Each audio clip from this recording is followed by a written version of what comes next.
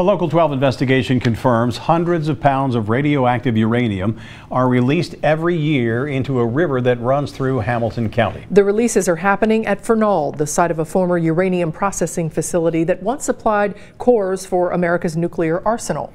The uranium discharges are legal, and the government insists they're safe. Tonight, Local 12's Dwayne Pullman, who has spent months investigating, explains why this is happening and why a scientist is worried about what's in the water.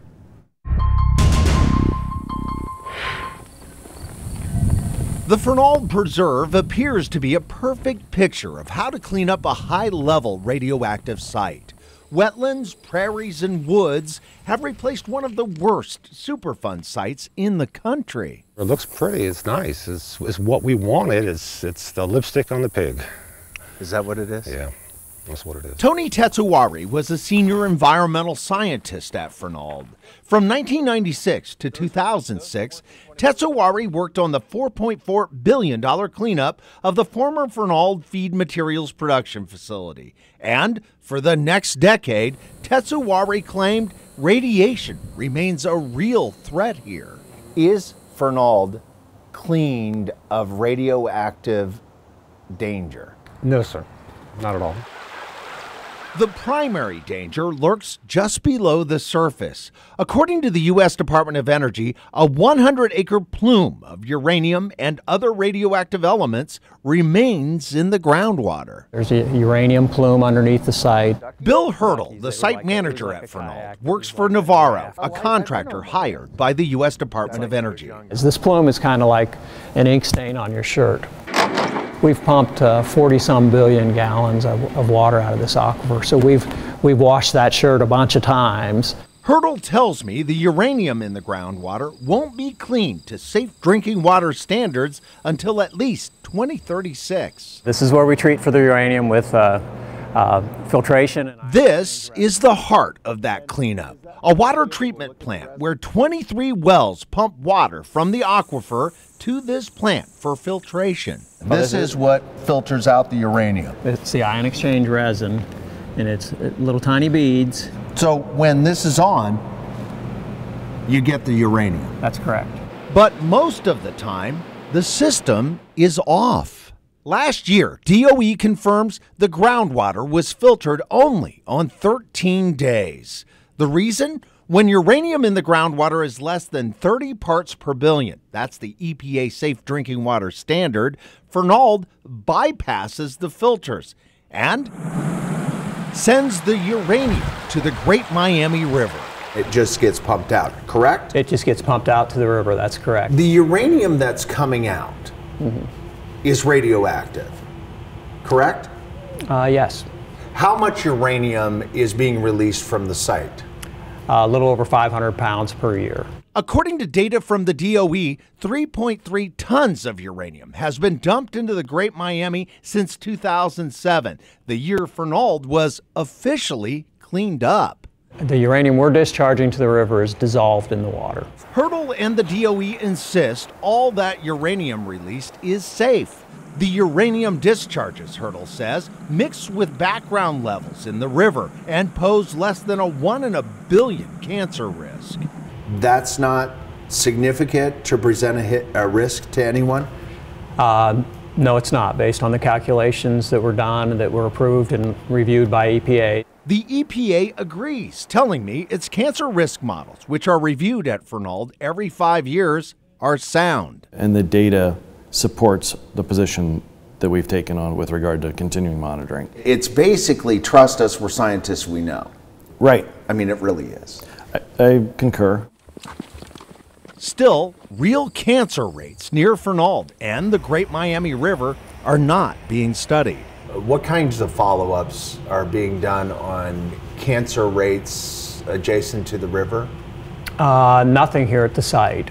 You know, again, I'm not aware of anything. The water treatment plant at Fernald is being rebuilt. New filters are being installed, but it will function like the old one, with water bypassing the filter when the uranium isn't high enough to trigger treatment. Why not just filter all of it?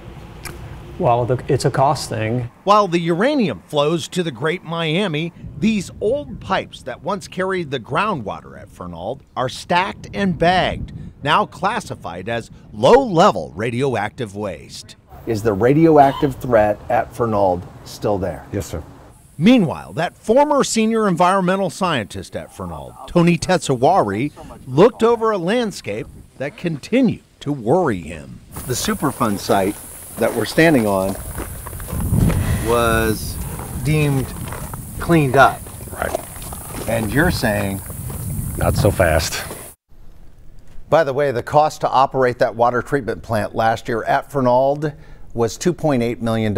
Again, Bill Hertel and DOE say all that uranium flowing into the Great Miami is safe enough that you can swim in the river and even take a gulp of it. That was a question that the scientist was asking at the time. Okay, now Tony was his name, right? The former environmental scientist. Tony Tetsawari, yes. What did Tony think about what you uncovered? He was very pleased. He actually said, we had a phone call on January 10th, and that's a significant day because we talked about what I found. He was excited about that.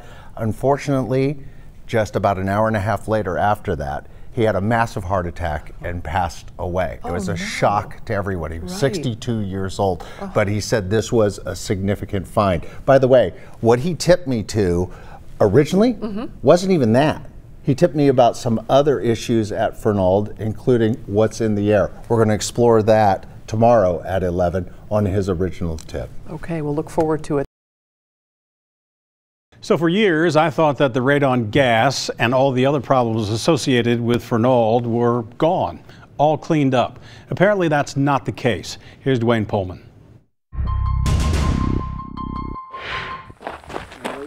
Tony Tetsawari grappled with what he claimed was and is a continuing radioactive threat at Fernald. Is Fernald cleaned of radioactive danger? No, sir. Not at all. The known threat is uranium. It was processed here.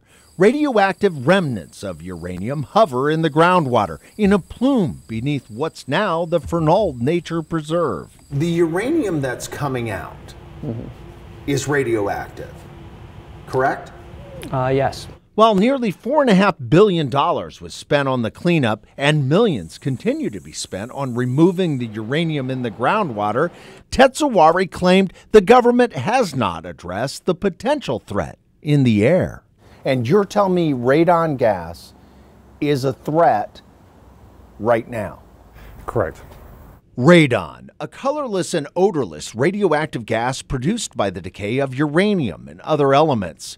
When that happens naturally deep in the earth, radon is often trapped in the basements of homes. According to the National Cancer Institute, radon in our homes causes an estimated 15,000 to 22,000 lung cancer deaths in the U.S. each year.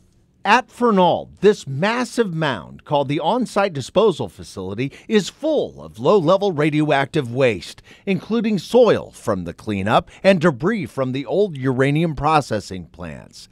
Tetsawari said those materials inside the mound produce a lot of radon.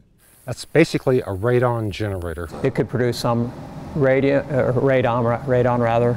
Bill Hertel, the Fernald site manager, insists the design of the landfill itself, which includes a multi-layer cap and polyethylene membrane, prevent radon from being released. It would be absorbed. But when I questioned further, Hertel admitted there is a way for the gas to escape this mound, not at the top, but here at the bottom, where pipes inside these buildings, called valve houses, drain leaching liquid from the radioactive waste pile.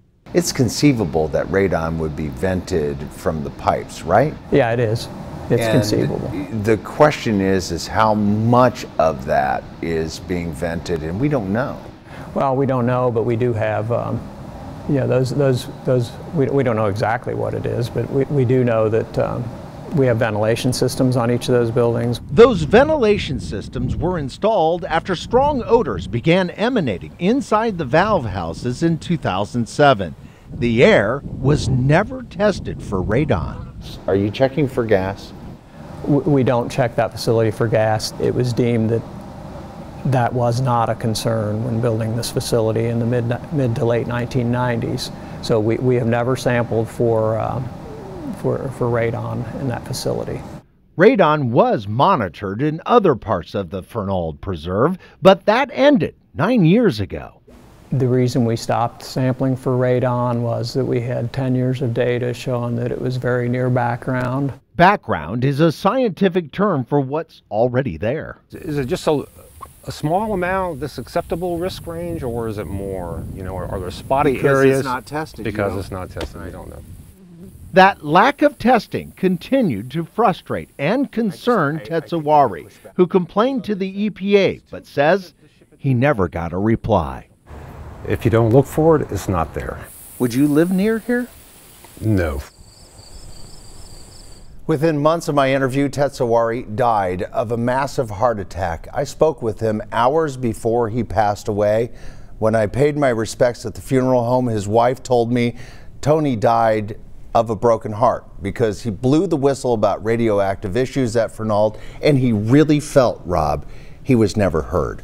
So the real deal here is we don't know almost anything because nobody's taking a measurement now. Well, that's the point. Again, the site manager says, well, we don't need to because the recordings in the past were fine. Yeah. But Tetsawari made it clear you can't say anything about it if you're not checking for it. Yeah, good point. Thanks very much. Thank you.